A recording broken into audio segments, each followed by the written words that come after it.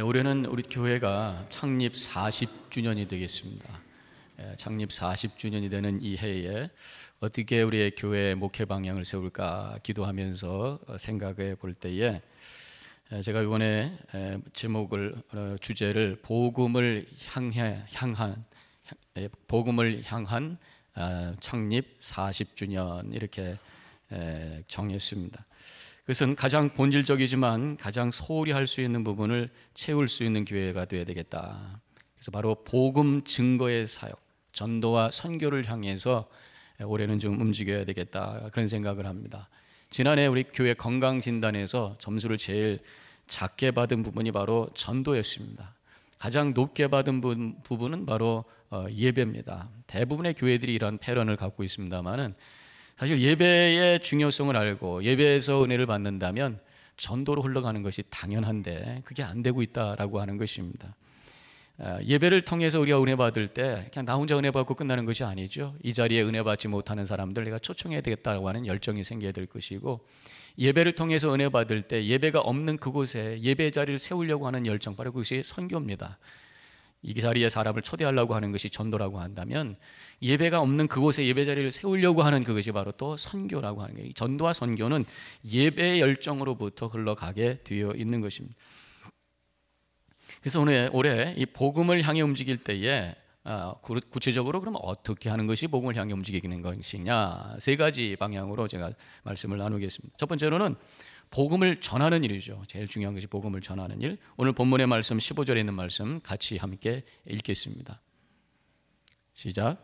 또 이르시되 너희는 온 천하에 다니며 만민에게 복음을 전파하라. 복음을 전하는 일, 이것은 생명을 건지는 일이에요. 그래서 교회에 데려오는 그런 차원이 아니라 그 사람의 운명과 그 사람의 생명을 바꾸는 일이라고 하는 것입니다. 이 세상에서 가장 가치 있는 일은 바로 사람을 살리는 일입니다. 우리가 이왕에 사는 것, 가장 가치 있는 생명을 살리는 그 일을 위해서, 복음을 위해서 산다고 한다면 그것이 얼마나 가치 있는 일이겠는가 생각해 볼 수가 있습니다. 사도 바울께서 디모데후서 4장 2절에서 이렇게 말씀합니다. 너희는 말씀을 전파하라. 때를 어떤지 못 어떤지 항상 힘쓰라 그랬어요. 항상 해야 될, 나중에 내가 여건이 되면, 나중에 내가 좀 더 믿음이 생기면, 뭐 이런 마음이 아니라 지금 당장 해야 될 것이 바로 이 복음 전파의 삶이라는 것입니다. 성도가 해야 될 일이고 바로 교회가 해야 될 일이라는 것이죠. 그런데 문제는 복음 전하는 일이 중요하다고 하는 것을 알긴 아는데 그 마음이 잘 생기지 않는다, 그런 말이죠. 왜냐하면 쉬운 일이 아니기 때문입니다.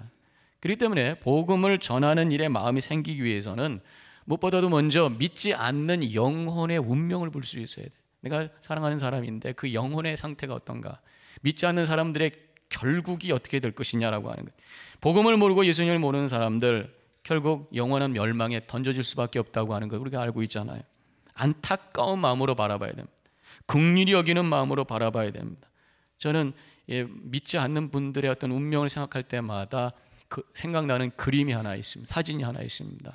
언젠가 제가 보여드렸던 겁니다만 다시 한번 보면은 바로 이 사진이죠. 아프리카에서 어떤 소녀가 죽어가고 있는데 독수리가 때를 기다리고 있는 그런 거. 영적으로 죽어가고 있는데 때가 되면 사탄이 확 하고 달려들어서 영원한 멸망으로 던져질 그 운명의 모습을 우리가 바라보면서 안타까운 마음을 가져야 된다는 것입니다. 또한 이 그림을 좀 없애주시고요. 영혼이 예수님을 믿을 때 받는 축복을 또 기대하면서 바라봐야 되는 거죠. 예수 믿음으로 말미암아 하나님의 자녀가 되는 특권이 있잖아요. 영생을 누릴 것이고 영원하고 복된 생명의 세계를 가슴에 품게 될 것이고, 믿음을 통해서 하나님의 사랑을 알고 감격 속에 살아갈 것이고, 하나님의 은혜를 깨달아 감사하며 살 수 있는 그 믿을 때 와지는 아름다운 모습을 바라보면서 그 믿지 않는 사람을 향해 마음을 두는 이런 마음이 우리에게 필요합니다. 근데 사실 가장 중요한 건 뭐냐? 우리가 복음 전하는 일에 대해서 마음이 생기기 위해서 가장 중요한 건 뭐냐? 내가 구원받았다는 확신과 내가 구원에 대한 감격과 그 은혜가 있어야 될 줄로 믿습니다. 예수는 믿지만 구원의 확신과 구원의 감격이 없기 때문에 다른 사람에 대한 그 영혼에 대한 안타까움과 그 관심이 생기지 않는다라고 하는 것이죠. 나 같은 죄인 살리신 주님의 은혜에 대한 감격, 이 은혜가 다른 사람도 함께 나눠지기 원하는 그 마음, 이게 우리에게 필요한 것입니다. 그래서 구원의 확신과 감격은 말씀을 통해서 우리가 배우고 깨닫는 그런 방법이 있습니다만, 또 하나의 방법이 있습니다. 그것은 전도 훈련과 현장 실습이에요. 전도를 정말 해보는 것입니다. 구원의 확신이 있어서 전도도 하지만, 전도를 하기 때문에 구원의 확신이 생기고 복음의 능력을 체험하게 된다는 것입니다. 복음을 전할 때에 그 복음의 능력을 발휘하는, 그 예수 그리스도를 영접하고 기뻐하는 그 모습을 보면서 내가 오히려 은혜 받고 더 나아가 그 구원의 복음에 대한 열정이 우리 가운데 생기게 된다는 것입니다. 제가 재작년에 전도 폭발 훈련에 갔을 때 두 집을 방문을 했었어요. 한 집에 갔을 때는 정말 벽에다 대고 얘기하는 것 같더라고요. 도저히 얘기가 잘 안 돼요. 참 답답한 마음을 가졌습니다. 근데 딴 가정에 갔을 때는 처음에는 굉장히 어색하고 불편하게 맞았습니다. 근데 1시간 동안 말씀을 나누는 중에 그분이 예수님을 영접하게 되고 그 얼굴이 변하면서 교회 오기로 약속하고 우리가 나갈 때까지 자동차까지 따라와서 배웅해 주는 그 모습을 보면서 이 1시간의 시간을 통해 사람이 변하는 모습을 보면서 복음의 능력이 얼마나 큰지를 체험하게 되었던 적이 있어요. 올해 저희 교회 전도훈련 프로그램을 시작하려고 합니다. 새생명 훈련반이라고 하는 것이 있습니다. 사형리를 가지고 전도하는 프로그램이에요. 물론 이것이 한꺼번에 수백 명이 달려들어서 할 수 있는 프로그램은 아닙니다. 10명 이렇게 시작이 되는 건데, 앞으로 계속해서 이것이 이루어질 때에 복음이 증거될 것이고 복음의 능력을 체험하는 역사가 일어날 것이라고 믿습니다. 교회 성장도 참 중요합니다. 저희 교회가 성장을 해왔어요. 근데 이제 앞으로 더 중요한 건 뭐냐? 세례받는 자의 숫자가 늘어나야 될 줄로 믿습니다. 작년 한 10분이 세례를 받으셨어요. 최근에 들어서 사실 제일 많은 숫자입니다. 물론 아이들도 있었습니다. 아이들은 빼고 또 유아 세례도 빼고 유스그룹도 빼고 성인들만 봄과 가을에 합쳐서 10분이 세례를 받아서 얼마나 제가 감사했는지 모릅니다. 전 그렇게 믿습니다. 세례 받을 때 하늘나라에서 큰 축제가 있는 줄로 믿습니다. 예수님 덩실덩실 춤을 출 것이고 천군 천사가 찬양하며 소리치는 그 감격된 모습을 바라보면서 세례받는 자의 수가 늘어나는 교회가 되기를 주님의 이름으로 간절히 축원합니다.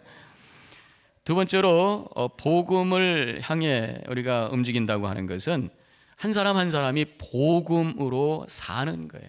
복음을 증거하는 것도 중요하지만 제가 언젠가 그런 설교도 했습니다. 복음을 보이라. 복음으로 이 세상에서 사는 것입니다. 세상 속에서 다른 사람들에게 복음의 능력을 보여주면서 사는. 오늘 본문의 말씀 17절에 있는 말씀을 같이 함께 읽도록 하겠습니다. 시작.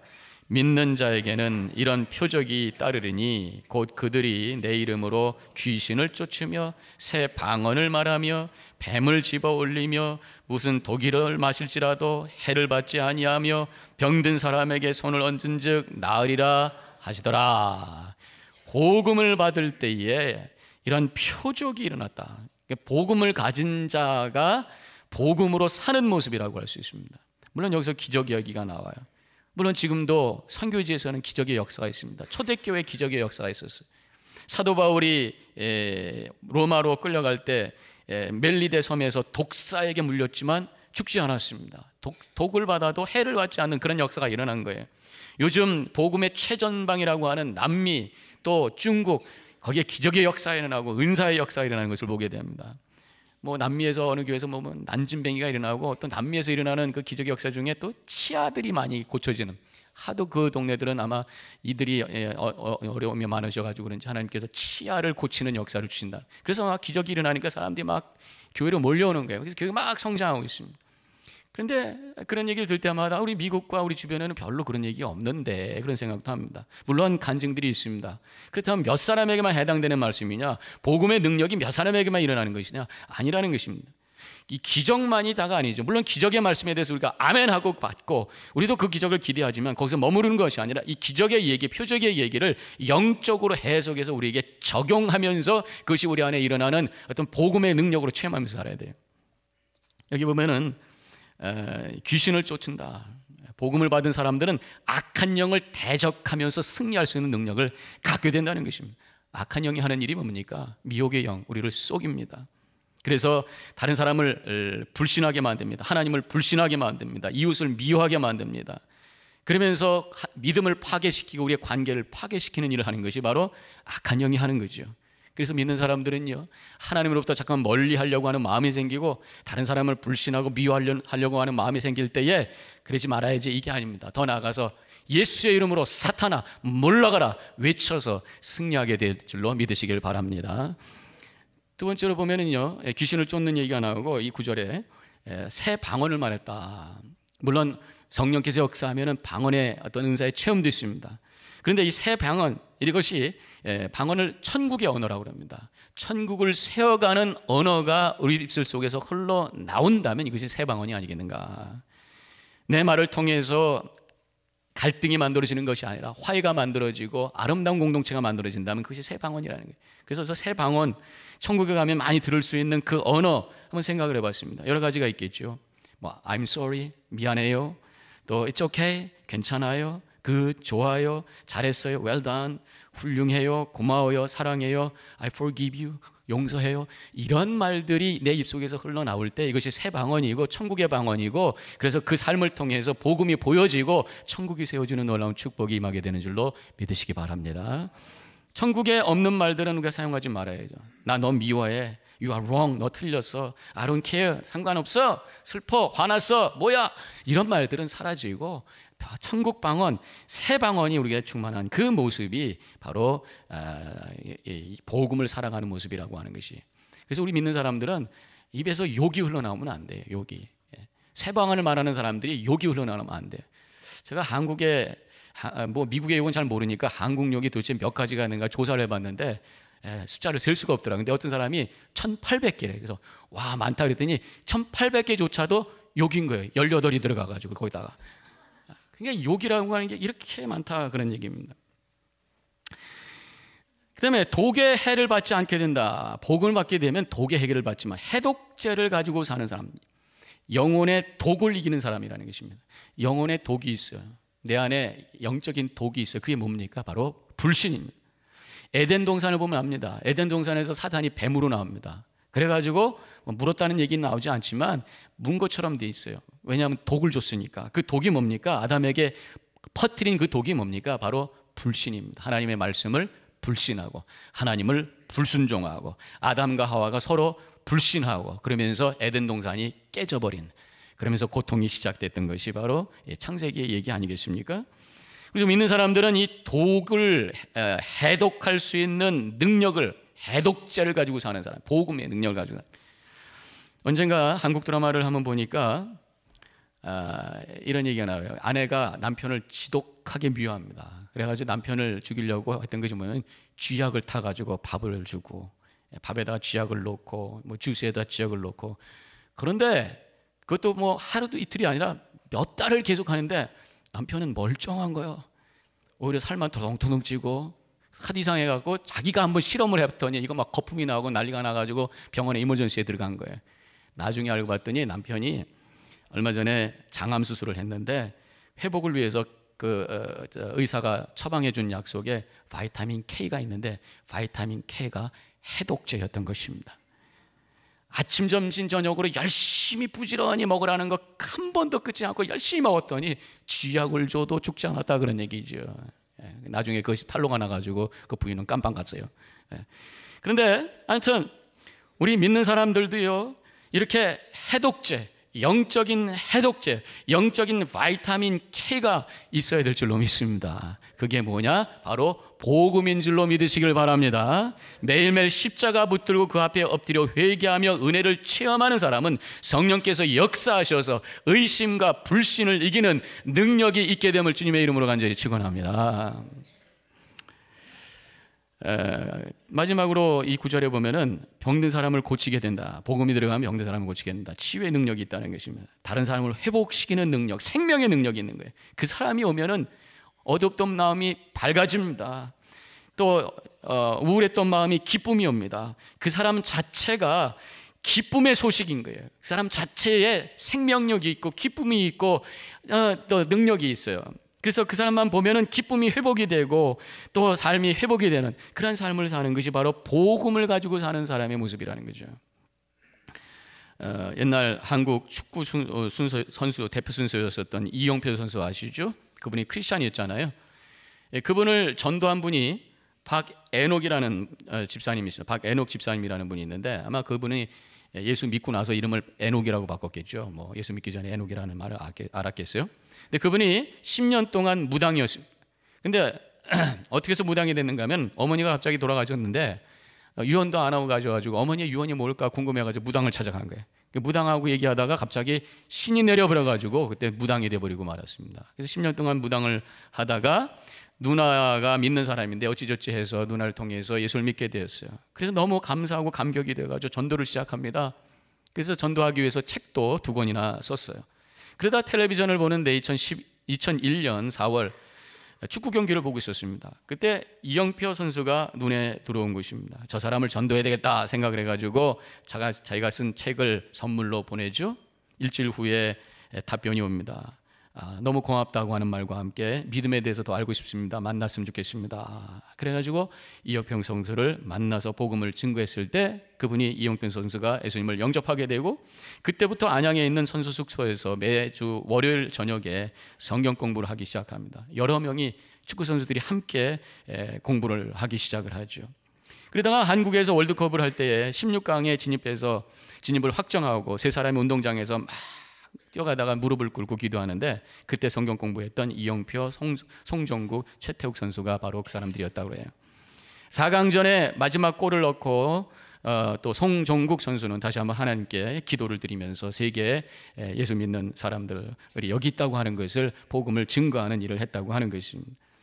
월드컵 경기할 때 또 이런 일이 있었다고 그래요. 월드컵 시작 하루 전에 이영표 선수가 다리의 근육이 파열되었다고 합니다. 그래서 주치의는 1개월 이상이 넘어야 회복되겠다고 생각하고 이제 게임을 포기해야 되는 그런 상황이었던 것 같아요. 일반인이라면 한 6개월 이상이 걸려야 했다는 그런 상황이었습니다. 근데 즉시로 매주 월요일 성경 공부를 하던 분들이 모여가지고 이 박에녹 집사님과 함께 기도를 하기 시작합니다.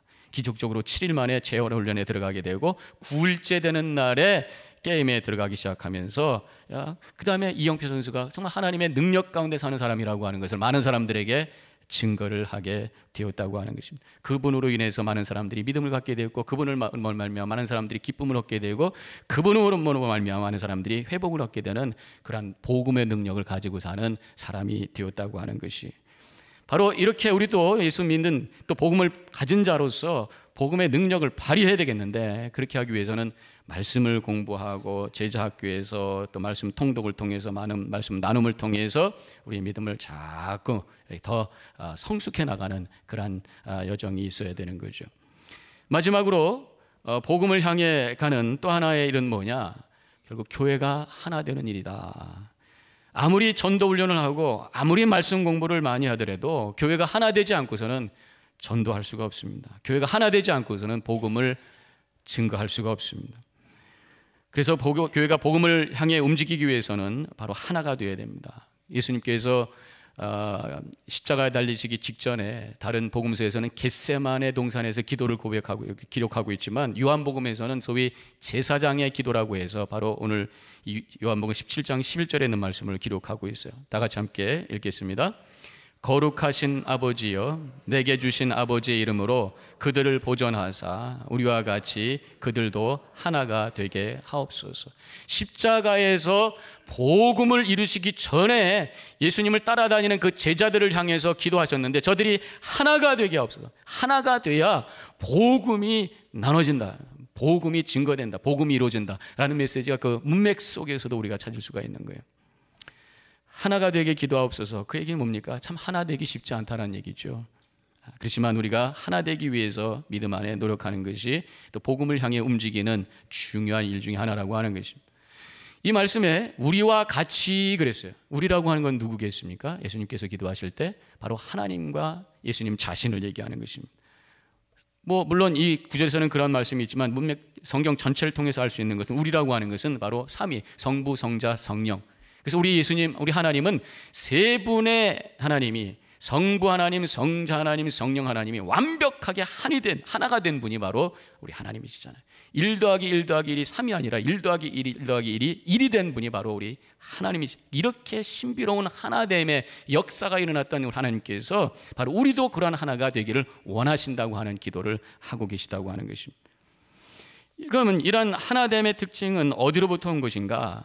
저는 그렇게 믿습니다. 삼위일체적인 하나님은 서로 가족관계, 그래서 예수님께서 아버지라고 얘기했잖아요. 우리 아들이라고 말씀하셨고, 아버지와 아들 관계를 가지고 설명하는 걸 보면 바로 하나님, 성부, 성자, 성령 하나님 그 속에 가족 관계가 있다는 거예요. 우리가 하나 되기 위해서는 우리가 가족이라고 하는 것을 기억해야 된다는 것입니다. 육신적인 가족이 있습니다. 우리는 영적인 가족인 거예요.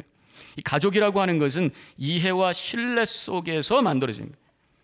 가족끼리 의심하기 시작하면 그 가정은 깨지는 것입니다. 남편과 아내가 한 입으로 사는데 의심하면 어떡하겠어요? 이 사람이 또 날 쥐약 먹이면 어떡하나? 그럼 어떻게 해야 되겠어요?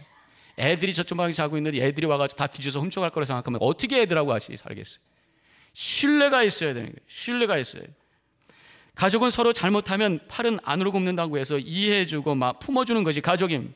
가족이 잘못했다고 해서 물론 야단을 칠 수 있습니다. 그러나 잘못했다고 해서 감옥을 보내는 부모가 어디 있겠습니까? 가족끼리 정죄하고 법적 시비가 된다면 그 가정은 이미 끝난 집안이죠. 교회도 우리가 영적인 가족입니다. 이해와 신뢰가 있어야 됩니다. 오해와 불신이 있다면 거기에 하나됨이 깨지고 만다라고 하는 것입니다. 또 이 하나 되게 하소서, 우리와 같이 하나 된다고 했을 때 바로 이 삼위일체 하나님의 그 속에는 목적이 같다. 목적이 같기 때문에 하나 된 분이 우리 하나님이시라는 것입니다. 성부 하나님은 창조와 섭리를 하셨습니다. 성자 예수님을 구원을 이루어 주셨습니다. 성령 하나님은 우리를 온전케 하시도록 도와주십니다. 그 목적이 하나예요. 뭐냐면 바로 우리를 사랑하신다는 거예요. 삼위일체 하나님이라고 하는 찬양 가사가 있습니다. 하나님이 선택하시고 예수님이 구속하시고 성령님이 인치셨으니 삼위일체 하나님 찬양, 그렇게 찬양하잖아요. 선택하고 구속하고 인치셨다. 삼위일체 하나님께서 이 세 가지 사역을 하셨다. 뭘 위해서? 바로 우리의 구원을 위해서, 우리를 사랑하셔서 우리의 구원을 위해서 함께 그 목적을 가지고 움직일 때 그때 삼위일체 하나님의 역사가 일어났다. 우리처럼 우리와 같이 하나가 되게 없어서 그 얘기는 마찬가지로 교회 안에도 목적이 같아야 된다는 것입니다. 목적이 같으려면 서로를 바라보아서는 안 돼요. 하나님을 바라봐야 될 줄로 믿습니다. 십자가를 바라봐야 될 줄로 믿습니다. 교회 종탑 위에 십자가 있습니다. 제단 위에 십자가 있습니다. 목사 보지 말고 다른 성도들 보지 말고 십자가만을 바라볼 때 그 교회가 하나 되는 역사가 일어나게 되는 줄로 믿으시기를 바랍니다. 십자가 바라볼 때 회개의 역사가 일어납니다. 십자가 바라볼 때 구원의 은혜를 체험하면서 감격 속에서 합니다. 십자가를 바라볼 때 복음의 소식을 증거하라는 열정이 생깁니다. 십자가가 목표가 되는 것입니다. 복음이 목표가 되는 것입니다. 전도와 선교가 목표가 될 때에 우리 교회가 하나 되는 역사가 일어날 줄로 믿습니다. 2016년 이제 새해가 밝았습니다. 복음을 향해 가는 창립 40주년이 되기를 원합니다. 우리 모든 성도님들 올해 십자가 바라보시고 그 앞에서 우리가 만나서 하나가 되고, 그래서 복음의 열정을 가지고 복음을 증거하며 우리 성도님들 한 분 한 분은 복음을 살아서 하나님께 영광 돌리는 한 해가 되시기를 주님의 이름으로 간절히 축원합니다. 기도하십시다.